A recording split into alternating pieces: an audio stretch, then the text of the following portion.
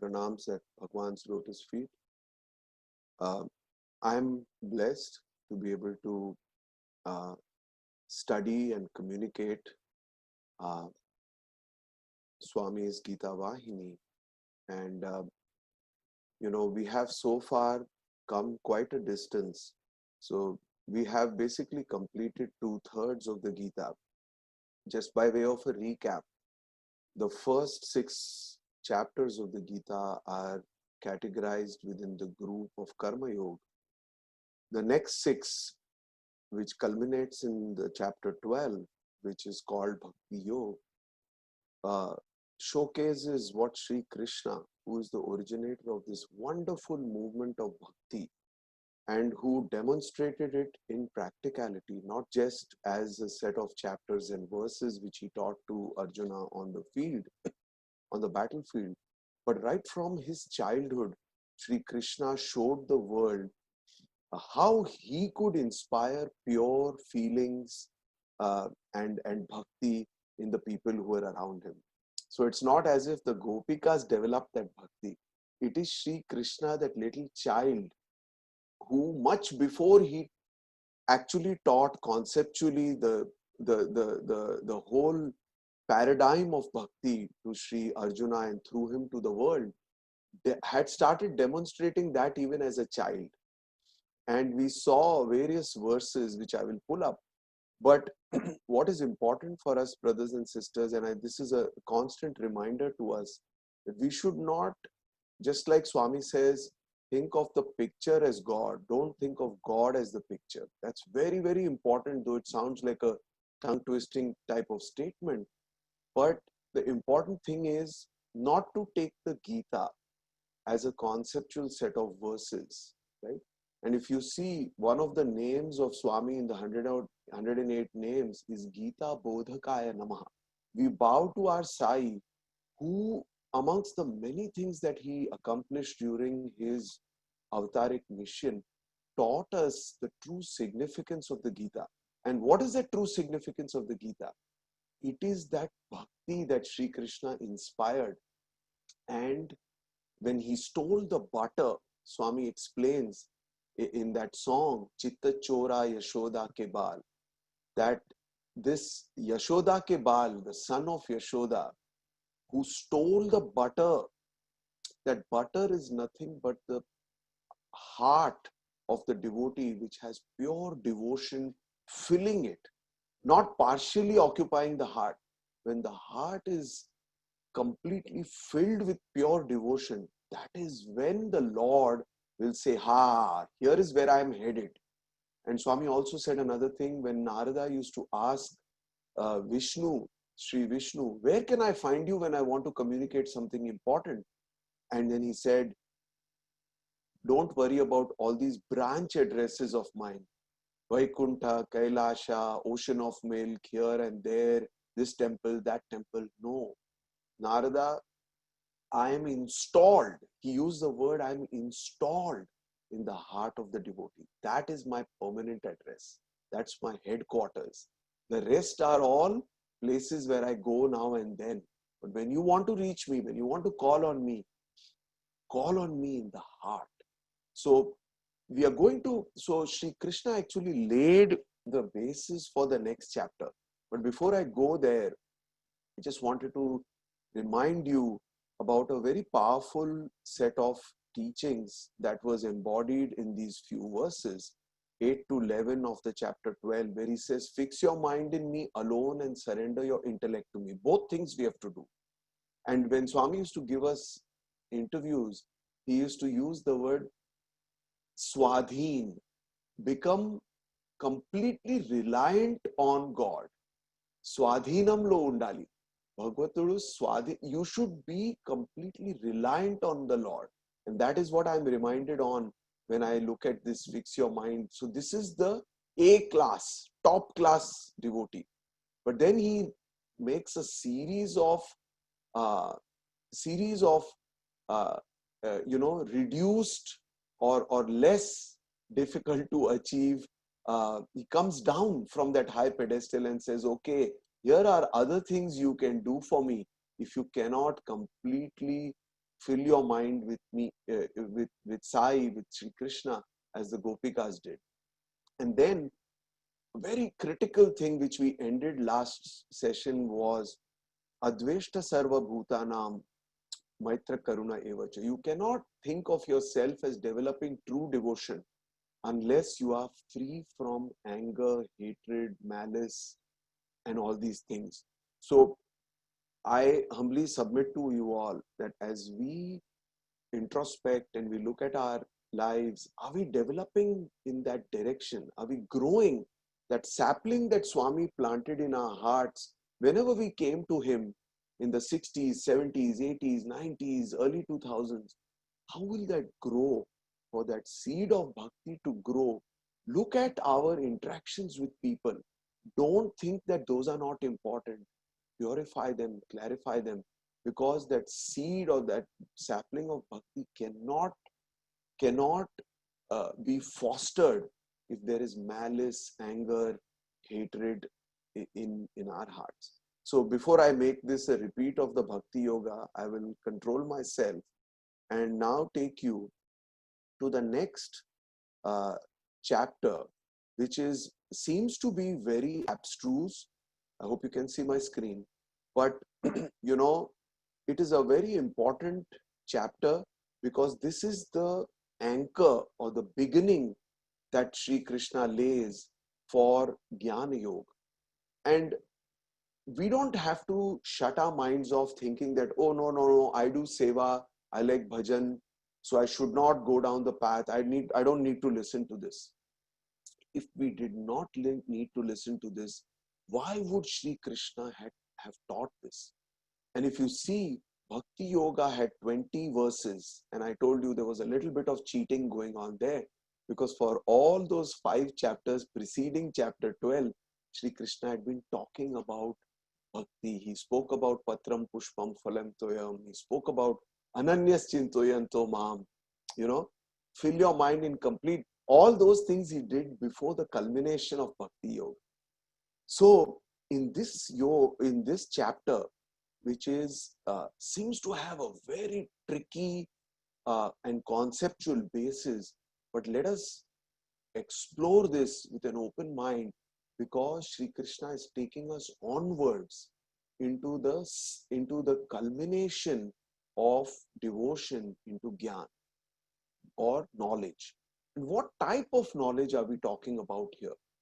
We are constantly through the medium of our mind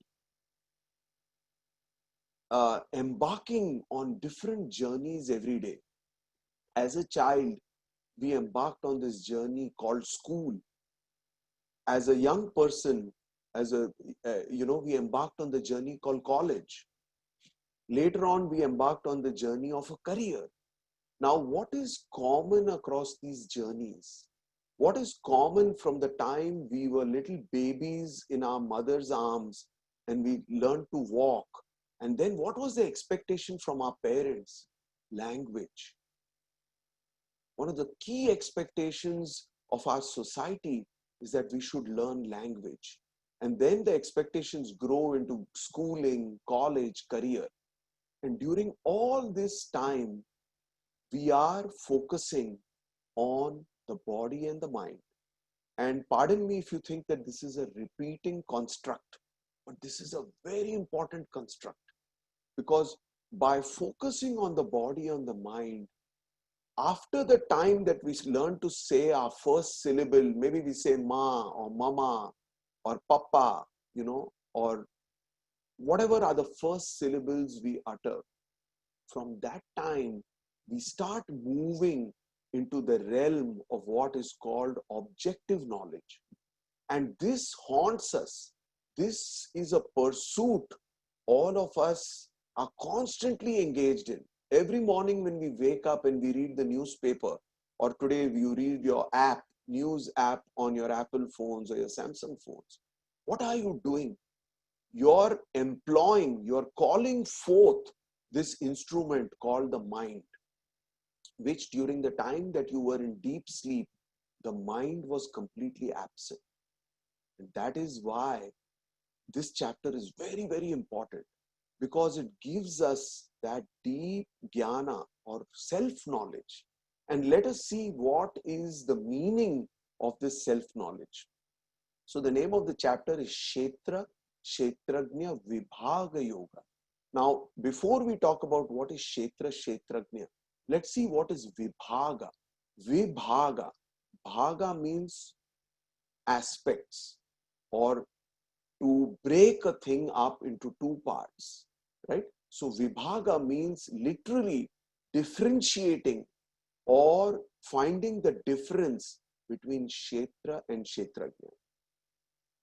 So this verse of chapter 13, this is verse number 2, where Sri Bhagwan Uvacha, which means the Lord himself spoke. And he says to Arjuna, Idam Shariram Kaunteya. Kaunteya is the name of, one of the names of Arjuna. Idam Shariram means this body, O Arjuna. Kshetram ityabhidiyate.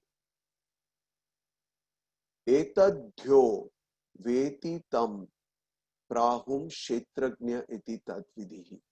Which means the Supreme Divine Lord went down this path of explaining to Arjuna that this body which you and I are constantly dwelling in, which are constantly thinking we associate ourselves, we identify ourselves constantly with this entity of flesh and blood, which is called the body, which Sri Krishna is calling the Kshetra. And what does he explain this Kshetra to be? He says it is the field of activity, which is so true. You and I see everybody every day that through this body, we are constantly engaging in various activities. And then he says, but the one who knows this body is called Kshetrajna. And if you see, what is the difference between these two words, Kshetra and Kshetrajna? It is nothing but the addition of the syllable Nya. So there is the field and there is the knower of the field. And bear with me, this is really going to be of practical significance. It is not just learning Sanskrit and learning, some concepts. And what did Swami say about this in the Gita Vahini? Bhagwan says, the creator or the Purusha and the knower of the truth, or is the knower of the truth, Kshetrajna, or that which is known. The Purusha is the soul and the Prakriti is the body, Deham. The embodied is the soul and the person who knows the body. The body has a number of names, each having a significant meaning. It is called Sharira because it wastes away. So, Sharira means that which has come, which has taken a body, which manifests, which grows, and then wastes away. So that is the meaning of the Sanskrit term Sharira. And then another meaning of the word Sharira is Deha. And Swami used to say Deha Bhranti, means you're constantly, Bhranti means delusion. You're constantly misidentifying yourself with this body. And then going further. Now this is a very beautiful thing. So in this verse 2, Sri Krishna has explained to us what is the kind of definition that he is providing for Kshetra and Kshetrajna, the field and the knower of the field. And then he goes further and says, Kshetrajnam chapi mam vidhihi sarvesh kshetra sarva kshetreshu bharataha kshetra kshetrajnyo jnanam yata jnanam matam mama. Now this is a very fascinating verse, because in this verse Sri Krishna says, and I'm going to show you a little different view of this verse. Bear with me and see if this makes sense to you. And I'm sure all of you will be able to make some sense of this. So take to your chat windows and tell me what you make of this. First of all, tell me on the chat window, what is it that you all see? And, are you confounded? Are you able to understand what you see based on the verse that I just chanted or tried to chant? Can you tell me on the chat window, what is it that you feel I'm depicting here in these, whatever these shapes are? Let me invite you to take to your chat window and tell me, what is it that you're seeing?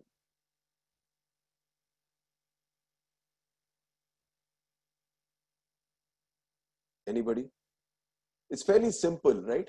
There is a blue outer circle and there is a white inner circle. So what do you call this in geometry? You call it concentric circles.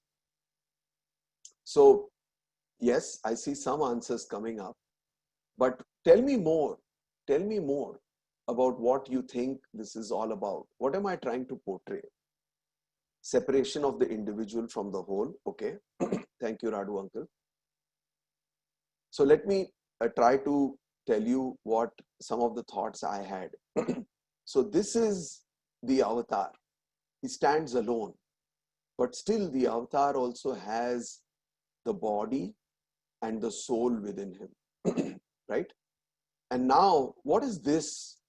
If you see these 5 circles that I have drawn, these are our family, right?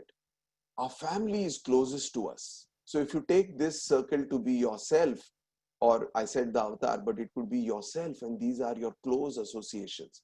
But what is the truth about all these associations that you have?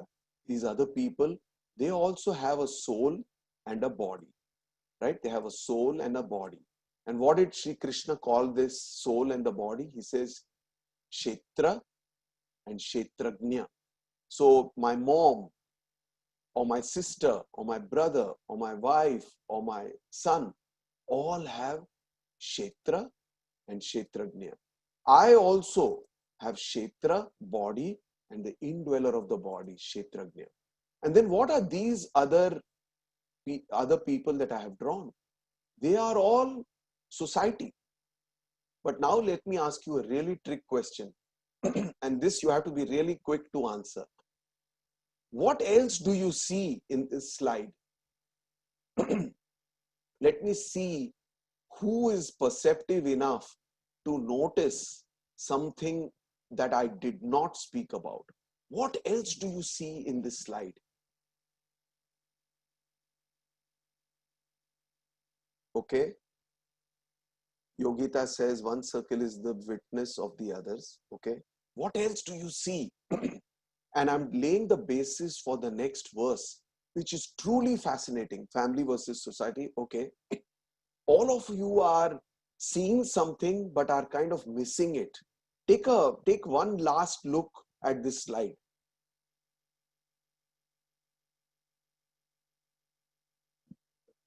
Okay, you are separate from all. Yes, you are the Atma. Okay. Now, let me tell you the answer. Okay, separate. The white is the Jiva and the blue is the Prakriti. Okay, great. There is more than the individuals. Okay, Senthil, thank you. Excuse me. One very important thing, brothers and sisters, is the white that is not only within the Kshetra, the white that is inside the embodied beings, but see, none of us are seeing the white that is outside these embodied beings. Do you see the white here, but the white here, the white here, the white around all of us? And this is the beauty of what Krishna has described in the next verse. I found it so fascinating when I read this second verse, where he says, Kshetrajnam chapi mam vidhi sarvashetreshu bharataha. And he says here, O Arjuna, I am also the knower of all the individual fields of activity. I can't go back to that slide. It's difficult to switch. But brothers, sisters, bear with me. What is the difference between the Atma, between the Kshetrajna, which is inside our body? You and I have a soul. In fact, Sri Ramana Maharishi, you can look this verse up. In 1915, he wrote, after he gained this realization, he created a verse called Hriday Kuhara Madhye Kevalam Brahma Matram. He said, in the center of the chest, the size of the nail of your thumb, there is this Atma or the soul which pulsates, I. And he goes on to say that one can realize that Atma through the control of the breath or by driving within or by the grace of the Master. Hriday Kuhara Madhye Kevalam Brahma Matram. You can look it up. But over here, what Sri Krishna says is that not only am I within each of you embodied souls, like I showed you, those blue circles with the inner white circle, many of them are family, our society, but there was a white space around all of us. And that white space is the specialty of the unmanifest God. He says, I am that one. So you, the Atma within us is the knower of the field of our individual bodies, the Kshetrajna within the Kshetra. But what is special about God? What is different about God? What is cosmic in proportion about God? That God also envelops all of our Kshetras and is at the same time connected to the Kshetrajna within us. And this is the way Sri Krishna differentiates between the Atma which is within us, but which is also cosmic in proportion. And then I want to take you to listen to a beautiful verse that Swami has chanted about Kshetra Kshetrajna. Bear with me.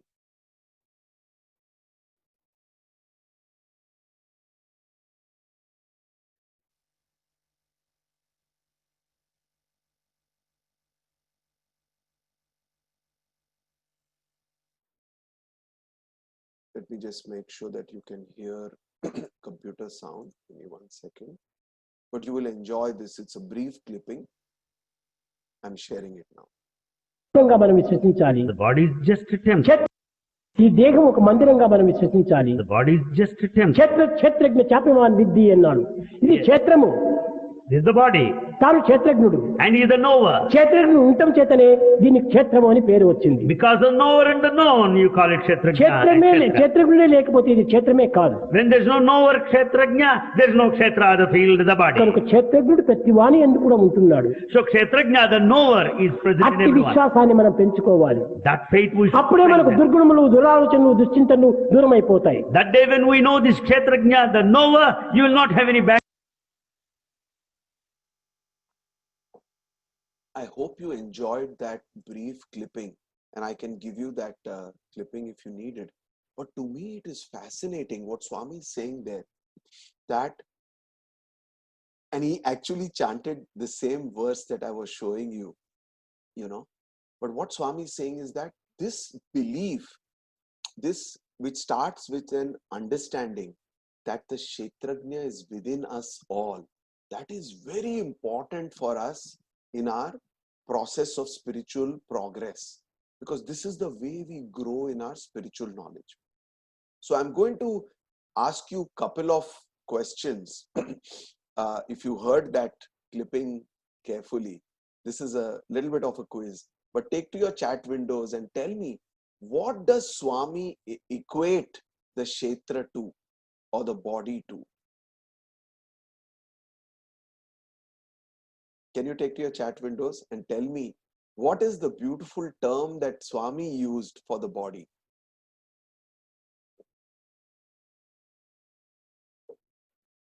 So all of you are obviously enjoying Swami's voice so much. Did you all forget to catch that phrase? Anybody? Okay. So Swami calls it, the body is the temple of God. So the body is the encasement, but it houses the Atma. And that's the beautiful way in Swami makes it relevant to us, right? So going further, let's see what else Swami has said about this body, the Kshetra, and then Kshetrajna. So Swami says the Kshetra is the armor for it protects and guards the indwelling soul from harm. And then I'll just move on further because we covered all this. And then this is a famous verse. This is verse 14. I'll try to quickly chant it because this is something Swami has often chanted. So where is Swami going with this whole theme? And think about that white space that I spoke to you about, which is not the Kshetrajna within each body, but which is expansive, cosmic. And he says, Sarvataha Panipadam, Sarvato Shiromukham, Sarvata Shrutimal Loke, Sarvamam Vritya Tishtati, which says, everywhere are his hands and feet, his heads and his faces. His ears too are in all places. And he pervades everything. So that is that white space. Now let's move quickly to what is preventing us. What is preventing the Kshetrajna from knowing the body? What is preventing us? And Swami gives the answer, Krishna gives the answer. The body is constantly associating itself with dullness, which is tamas, passion, which is rajas, and purity, which is sattva. So take to your chat windows and tell me what is the one word for all that I just told you. What are these three things called? I just want to make sure that you are participating. Gunas, very good. Can somebody try to translate the word gunas for me? Three gunas. Yes, yes. Can somebody try to translate the word guna for me? Attributes. Beautiful. Simple word. Simpler word. Characteristics. Very good. Quality. Wonderful. The simplest word for us to understand it is the quality. And where, I want to ask you all, where do these qualities show up? Can you give me one word, a modern word, an English word, not a Sanskrit translation?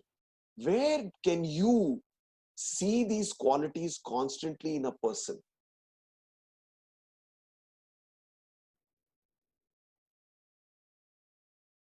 Mind, can you see the mind? Behavior, very good. And what is the word we give to this behavior? When you see the behavior in a person, what do you call it? I gave you the answer, personality. There you go. Thank you. So our personalities, So this is a way, brothers and sisters, for us to map and understand these Vedic and Gita concepts to what you and I are used to thinking and say, wow, he has a wonderful personality. He's a very serene personality, we say. And you say sometimes when I go into his presence, I feel very agitated, right? Some people, if you go into their company, you feel very agitated. They're criticizing everything. They are like unhappy. They're cynical, right? What would you classify that as? If you talk about a quality, if you take these three gunas, so there is sattva, which is calm, peaceful, goodness. There is rajas, which is agitated, passionate. I want to do this. I have to do this. I got to get you guys going. Driver, that is rajas. And then tamas. So tamas is dull, ignorant. So where would you classify this, what I just said? That somebody whose presence, if you go into his presence, he agitates you.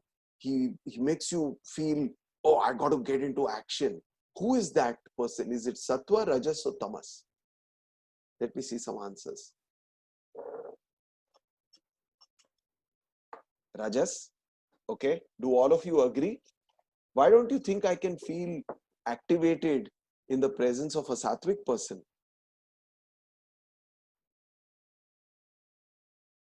Okay. And what about tamas? Can you give me an example from the stories you have read?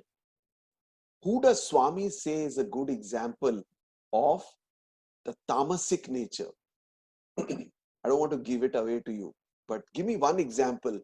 You know so many saints, stories, yes, lethargic, but give me one example of a name from mythology.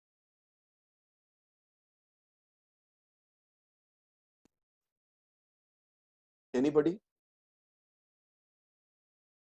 Okay, let me. Kumbhakarna, that is exactly the thought that was coming to me too. So Ravana obviously was very rajasic.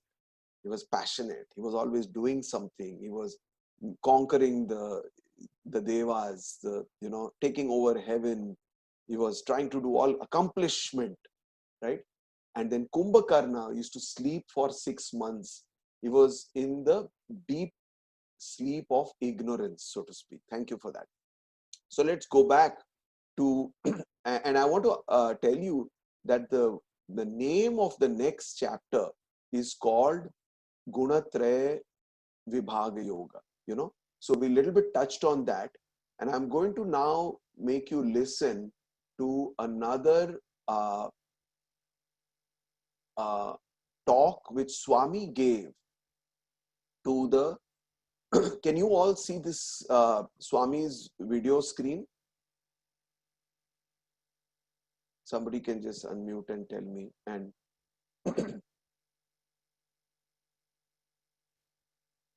so what I'm going to do is, I'm going to play this for you. This is very beautiful.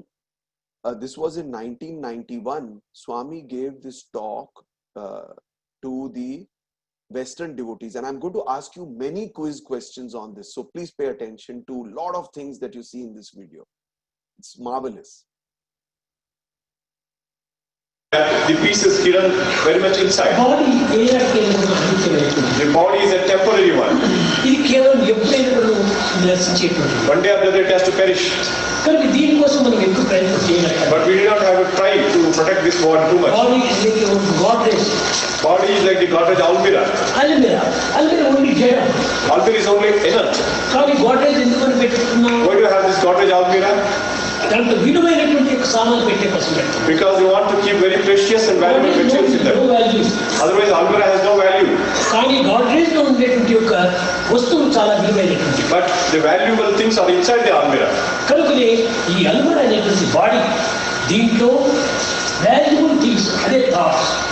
The valuable things in the body of Almira are thoughts. They are the sacred feelings and sacred actions, sacred thoughts. So we have kept all these diamonds inside the Almira. We are taking care of the Almira because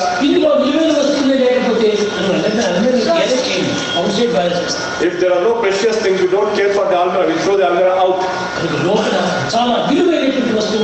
Inside there are very valuable things. One is satsang, good company. We have to develop good things in good company. Here is God. Here is the individual soul. God means this is light. God is light. It is like fire. This is coal. This is coal. Coal means jiva means ajnana. Coal means jiva, that's ignorance. If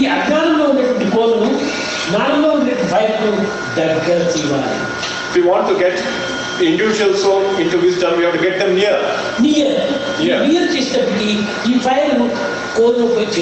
When coal comes near the fire enters the coal.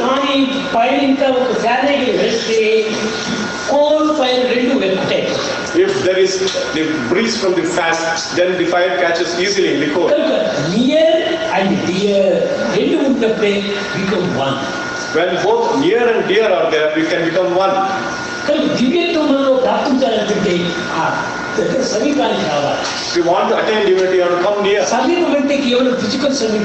It is not physical nearness. It is mental nearness. Body you are very near. But mentally you are far away from it. You are having all mad thoughts. And mad friendships. Mad desires. How can you get divinity? Frog is lotus finding. The frog is sitting on the lotus flower. But bees come from far off and they take the honey and go away. But frog doesn't enjoy the honey. We are coming near, but what is the use? We are not taking the divinity. You should become like the bee, not like frogs. Frog is also jumping around the lotus.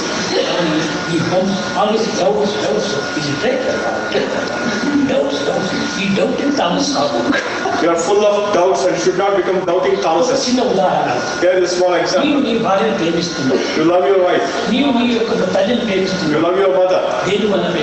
Why are you loving them? She is my mother. Okay. So I hope you enjoyed that video. The reason I have I like this video is because this happened during my visit to Kodaikanal, and Swami spoke to the Westerners. We were not allowed there, but I want to ask you a couple of questions. I hope you enjoyed it. To me, it was fascinating, however many times you played. Can you tell me one thing very special, not about the content, about what Swami is speaking? What did you observe was very different? I don't want to give you any hints. What attracted you in this video as special? All of you, please take to your chat windows and tell me. I'm sure you felt good hearing it and seeing Swami's calmness. Okay, what else?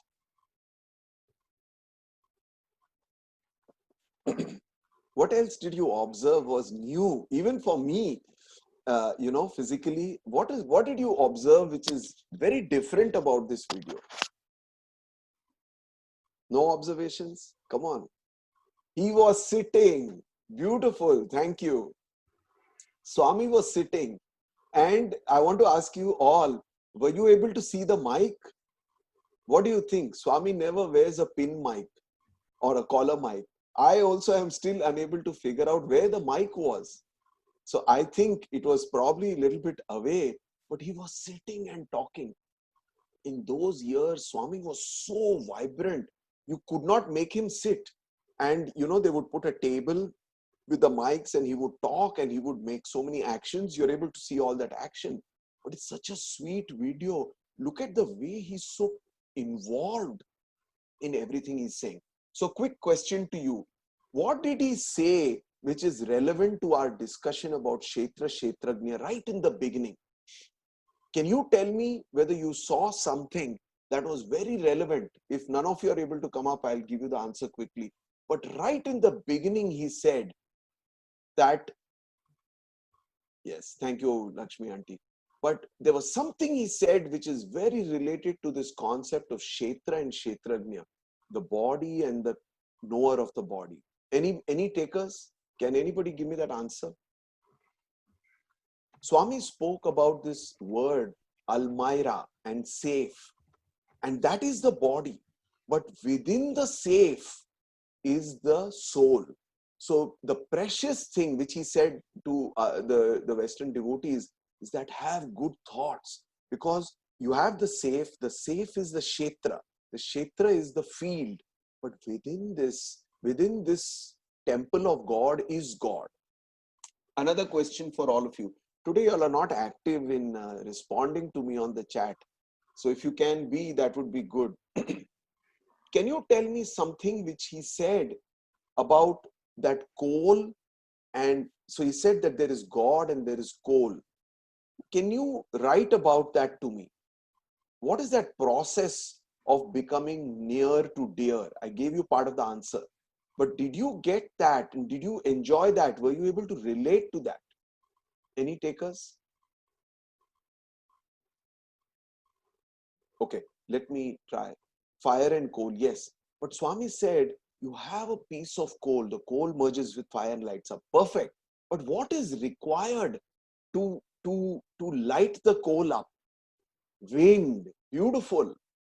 So see how Swami makes these examples. Why is Swami making us think about fire and coal and fan and breeze? Constant contemplation of God.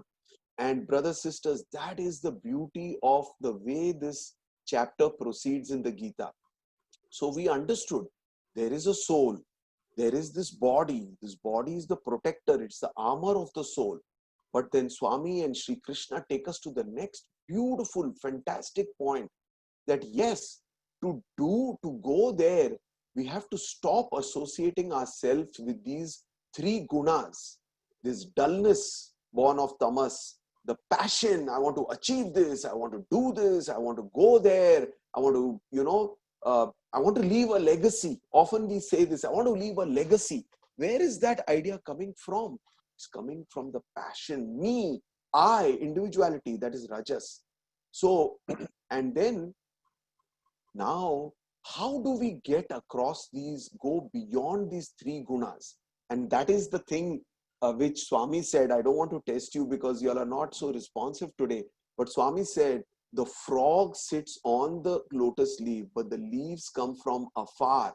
And then he gave a beautiful point. He said, the frog, what is the frog equated to? Bumps and jumps. The frog is just bumps and jumps.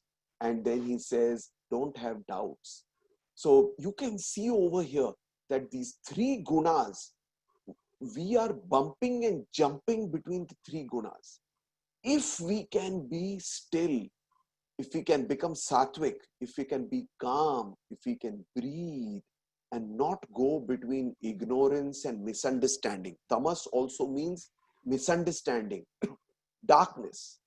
And because you cannot understand, you misunderstand. That is tamas. When you think you understood, you want to achieve, that is rajas. And sattva is calm action.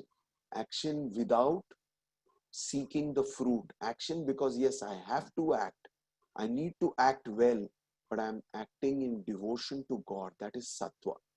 And if I can stop having these bumps and jumps, see, I'm relating what Swami said to what Sri Krishna is saying. Don't have the bumps and jumps. Bumps and jumps are not only wavering mind, it is also going between tamas, rajas and sattva. We are constantly going down from our sattvic nature. When you pray, when you meditate, when you hear a discourse of Swami, when we were in the interview room with Swami, when we took Pad Namaskar of Swami, we were elevated into our sattvic nature. If we can only stay there, if we can breathe, many times Swami used to give his hand to us like that in the interview room and take a promise from us. And when we gave those promises to Swami, Swami will be good, Swami will be true to you, then we were in that bliss because we had committed to Swami. But then slowly through our worldly activities, we would lose that commitment. So these bumps and jumps, the meaning there is, don't lose that commitment. Don't forget to breathe. Don't forget this self-knowledge which tells you that the purpose of our lives is not just achievement or enjoyment. There is a higher purpose to that life. That is the whole idea of this teaching of Kshetrajna. If you are constant, Swami calls it constant integrated awareness, CIA. If you have that constant integrated awareness, if you are even in the middle of your meetings, in the middle of your work, you are dedicated to the idea that I'm doing all this, but I'm not attached to these outcomes. My mind is on Swami. My mind is on Swami. My main goal is in life to please Swami. That is the whole idea of near and dear. You can be near to Swami, but you can be very far away from him if your thoughts are not aligned with him. And Swami wants us to do that. So how do we get there? I'm running out of time. And later on, in the verses 8 to 12 of this same chapter, Kshetrajna Yoga, Sri Krishna outlines 20 qualities. And just to for us to focus, he starts with the quality of humility, talks about absence of vanity, etc. And then, brothers and sisters, he goes to three very wonderful qualities. Absence of interest in the company of others. awareness of the distinction between Atma and Anatma, and then vision of the true nature of Tat. And I will go back to that video to see some of these things Swami is continuing to talk about.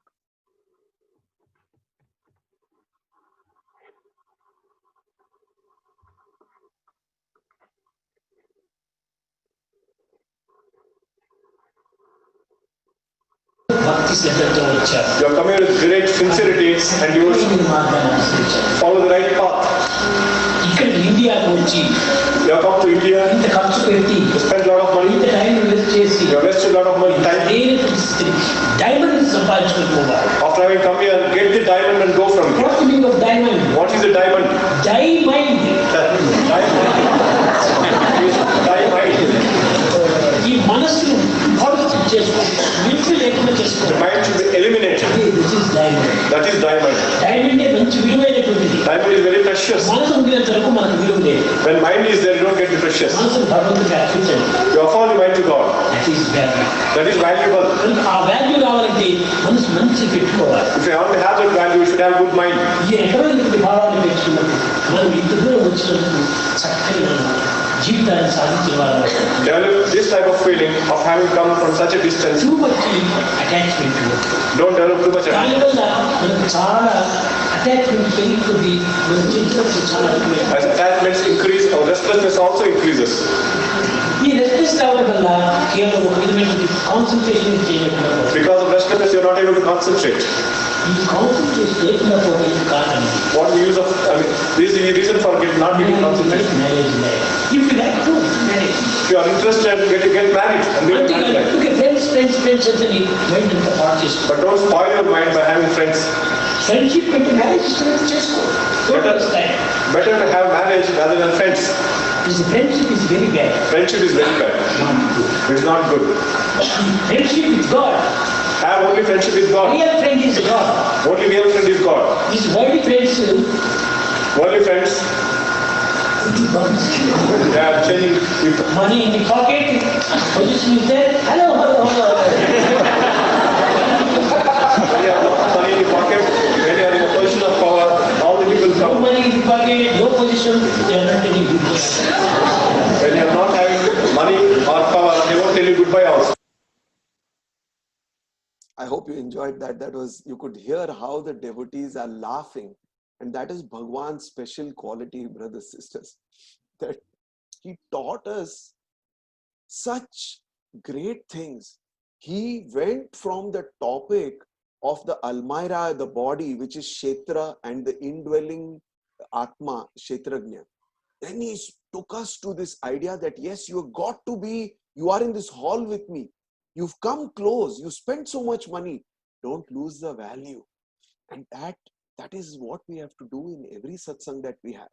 We enter a satsang, but do we think that we want to use this satsang to grow spiritually? Or we just enter a satsang and say, okay, one more satsang, I have to put a check mark that, yeah, I'm going for this satsang. Do we think, at least in some satsangs, we have to be very dedicated. Let's make the maximum of this time. And then Swami says, don't have bumps and jumps.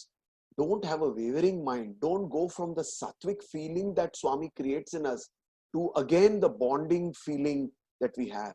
And look at the personal advice that Swami is giving those Westerners.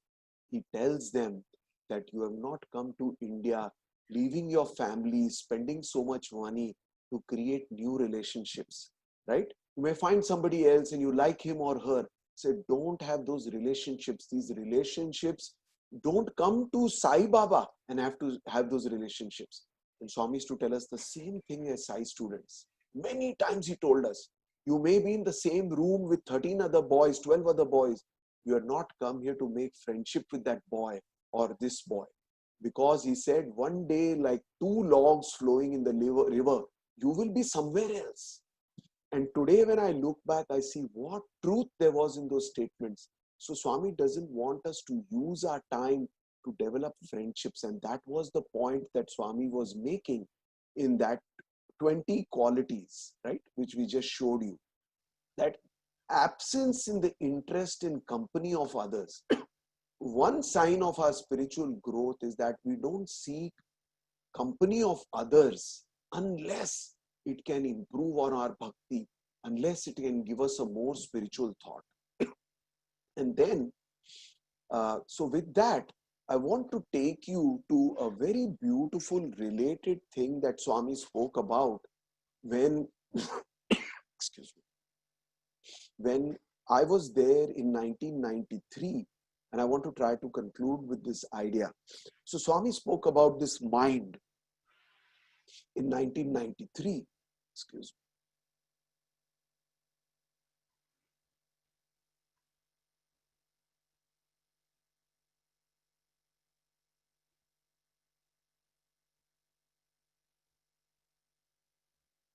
So in 1993, in the summer course, and I can share this link with you, Swami told us, as in that discourse, he was talking about mind, that true diamond, if you want, that kshetrajna, which if you want to proceed from this objective knowledge, you and I are fascinated by objective knowledge. But by the time you become 45, 50, you have seen a lot of sceneries, you've seen different workplaces, you bought shares of different types of companies, you've traveled to different countries, right? You've had the experience of marriage, children, and then you think, oh, this is all the objective knowledge that I had. What else is there in the world? And Swami says, a truly spiritual person stop seeking more to come out of this objective knowledge. If you see something that is truly unique, by the time you're 45, 50, you can't find anything unique. You heard it all, you've seen it all. And that is the nature of the world. That is the kshetra. In the kshetra, everything is known, everything is objective. And for us to turn our mind towards subjective, what is the meaning of this subjective? I want to ask you all to take to the chat window. And this subjective, what is it? Can you try to tell me what is the meaning of subjective knowledge? Anybody?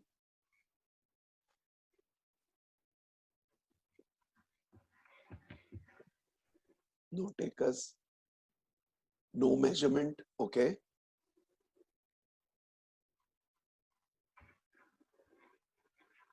Only one answer. What is the difference? Okay, judgmental, excellent.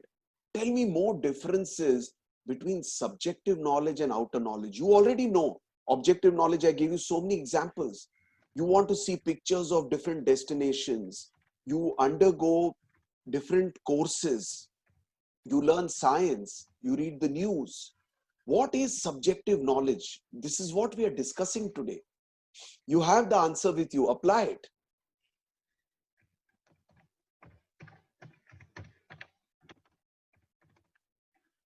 It is knowledge of the self. It will come from satsang, but it is knowledge of the self. And what is knowledge of the supreme? Yes, but what is the difference between objective knowledge and subjective knowledge? I'm still waiting for that, brothers, sisters. Objective knowledge is outside of you. Objective knowledge is not about you. Most of the time, we are not learning about ourselves. At the most, you may learn about your body, but in science, there is only, science takes you only to understanding about the brain. Look at any science article. There will be very little conversation about the mind. But what are the antakarna, which we never deal with?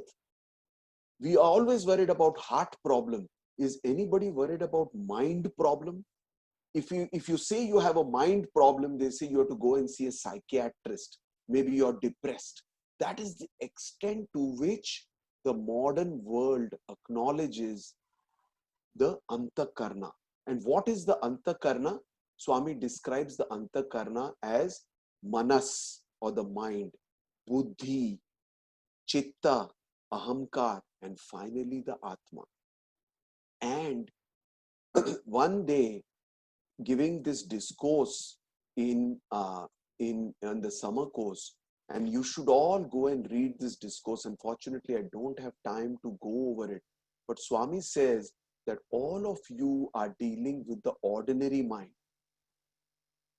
But after the ordinary mind, there are 4 other levels of consciousness. The super mind, which still has duality, but is gone a level of subtlety higher than the ordinary mind. The higher mind, where you're approaching knowledge of your true nature.